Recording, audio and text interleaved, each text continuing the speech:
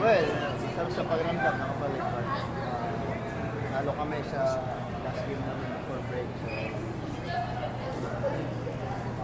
Okay na ba yung yeah, getting better naman. Sayang lang kasi break. Supposedly, last game dapat punta na wala na postpone. Okay naman. Hindi mo ba inisip na sama sa second round ka na? Well, iniisip syempre, no? But, kailangan ko rin na maging sa condition ko at dito get in shape.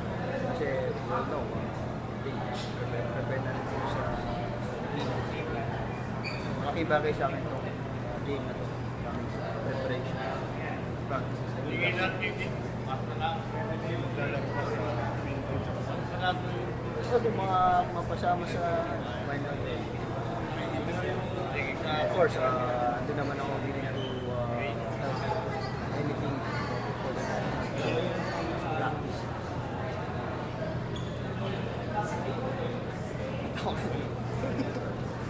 Okay. Okay? Thank you, thank you. Thank you.